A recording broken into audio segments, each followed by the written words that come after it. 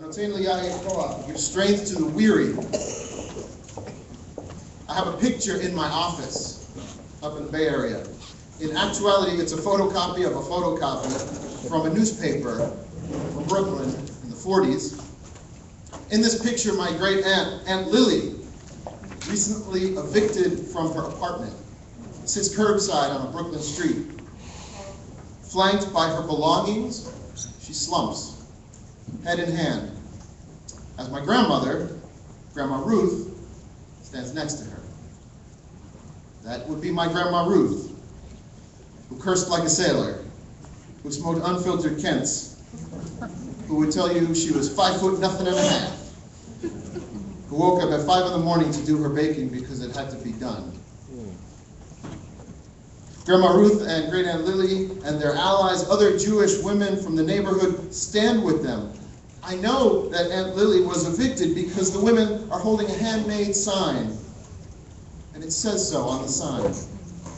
According to that handwritten sign, the women are representing the Brownsville Tenants Council.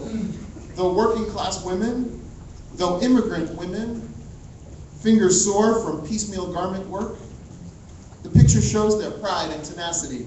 With so much at risk, they still stand up for what is right. They stand with each other. 1,000 miles from Brooklyn, and 60 years later, I was privileged to travel with a group of rabbis to meet tomato pickers from the Coalition of Immokalee Workers, a community-based organization of low-wage agricultural laborers, mostly from Mexico and Guatemala and Haiti, tracing its origins to a 1993 meeting in the back of a church. Coalition of Immokalee Workers has been fighting wage theft and slavery for over 20 years. A deliberate, open-faced woman named Julia explains to us rabbis that before the CIW began its work, tomato pickers were routinely forced to work without a time clock, exposed to deadly pesticides, denied basic rights like water, shade, rest, bathroom breaks. Each 32-pound bucket harvested, and I know they're 32 pounds because they made us pick them up. Each 32-pound bucket was rewarded with a token, good at the end of the day, for 40 cents. They faced verbal, physical, and sometimes sexual abuse. Those who complained were fired, or threatened, or worse. Through work stoppages and intense public pressure, hunger strikes, boycotts, the CIW won industry-wide raises of up to 25%. In 2010, they signed an agreement. Little old CIW signed an agreement with the Florida Tomato Growers Exchange to extend their principles, including a strict code of conduct, an abuse hotline, a complaint resolution system, to over 90% of the Florida tomato industry. Though working class men and women, though immigrants, fingers sore from piecemeal agricultural work, they too walk with pride and tenacity. With so much at risk, they still stand for what is right. They stand with each other. From Jews to Guatemalans, from Brooklyn to Immokalee, from yesterday to now to tomorrow. We come together at this gathering to celebrate the power of the people who stand up and speak and say the words that make people listen, to make wrongs right, to make a difference. In this space, in this clear California morning, we honor those who refuse to keep silent. We take inspiration from the people for whom talking is truly dangerous, who hear that voice of self-preservation in their heads. It's a smart voice. Keep your head down. Don't make trouble. Or are taught to silence truths that their souls know too well. And then they speak them anyway. How do they do it? And I don't mean this as like a nice rhetorical flourish. How do they do it? I mean, really, actually, on the ground, how did they do it? How do they do it? And then, of course, how do we do it? For those of us facing real, tangible oppression at this moment, from employers, immigration officials, law enforcement, from the racists, the gay bashers, the haters, how do we find the strength to stand up and stand firm? And then a different challenge for some of us. For those of us with the privilege, with the nice house, with the friends in the high places, for those of us with something to lose, how do we find the strength to cultivate our conscience, to run the risk of risking everything. How do we do it? I think the answer is in the question. We do it. We together do it. From the Brownsville Tenants Council to the Coalition of Immokalee Workers, we see the divine power of community, of kinship, of solidarity, solidaridad. Without her immigrant sisters, my Aunt Lily would be on the street, alone. Without her fellow tomato pickers, Julia would just be another exploited worker. We don't wait for the answer, or the magician, or the miracle worker. We, each one of us, you and me, we do it together. The great jazz preacher of Harlem, Gil Scott-Heron, said it better. You have understood the riddles of the ages. You was on the Nile. You went to see great Egypt fall. It fell down to the ground. So tell me, why can't you understand? Ain't no such thing as a Superman. There is no Superman in Brownsville. There's no Superman in Immokalee.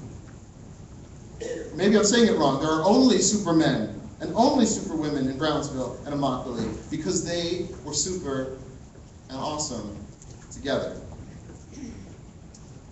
Power of community and the perils of community are both on display in this week's scriptural reading in the Jewish calendar. From the book of Numbers, the Torah reading is called Shalach Lecha. I want to use this narrative to look at community and our role in it and ask ourselves some questions, 3 questions to be exact, about those vital matters. So like I said, get ready to answer some questions. You guys ready? Okay. Shalach Lecha tells of the Israelites recently freed from Egyptian bondage, getting by in the wilderness, and looking for a new start. They go on a big mission, checking out the promised land. Shalach lecha anashim, send men, the text reports God instructing Moses, that they may scout the land of Canaan, which I give to the people of Israel. Before you enter, God says, I need you to check the place out. Now, before we talk about the community described here, and hopefully some lessons for our communities today, I hope you'll indulge a tangent. Let's take a moment to note something and raise it up. Israelites will be entering a new land, and it is a land where, and I apologize if this upsets you, they are not native born. In fact, you may say that the Israelites are the original undocumented immigrants. They don't have any papers when they enter Canaan. Is anyone scandalized by that? Okay, good. In fact, I have to say the immigrant experience is part of the Jewish DNA. Jews know in our guts, in our kishkas, as we say in Yiddish, what it means to be on the move or on the run. From pharaohs, from crusaders, from Cossacks, from Nazis, to search, to scrimp, to scrap, to start over, to march off the edge of the map. It's in our original name, Hebrews. The word Hebrew, Ivri, literally means boundary crosser, border crosser. There's only about 14 million Jews in the world today. Only about 14 million Jews. A teeny tiny number in a big wide world. But the world is full of Hebrews. If anyone here has ever crossed over from somewhere else, if anyone here has ever entered a new land, if anyone here has ever made a new start in a new place, whether by choice or by force, I humbly suggest that you too, my friend, are a Hebrew. Nice to know you. And so back to the text. We find Moses and the Hebrews, now Israelites, at a momentous, but it turns out a frightening threshold. And at this border, as we said, God tells Moses, send scouts, check out the land. Which, for Rabbi Ephraim of Lunchitz, a 16th century Polish rabbi, this is sort of weird. God, after all, argues Rabbi Ephraim, being God and being omnipotent and all, God can see the future. God knows how the story is going to end. Spoiler alert, it doesn't end great. But if so, why would God need Moses to send scouts? The The answer lies in the grammar of God's charge to Moses, and I'll translate for you. Shalach lecha anashim does not just mean send men. It literally means send for yourself men. I understand that since the way you see yourselves matters, Rabbi Ephraim imagines God explaining. You think that these men are worthy and that the land is loved by them, so send for yourself men. I'll say that first part again. The way that you see yourselves matters.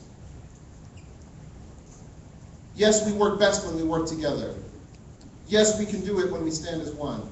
But who are we? Who am I?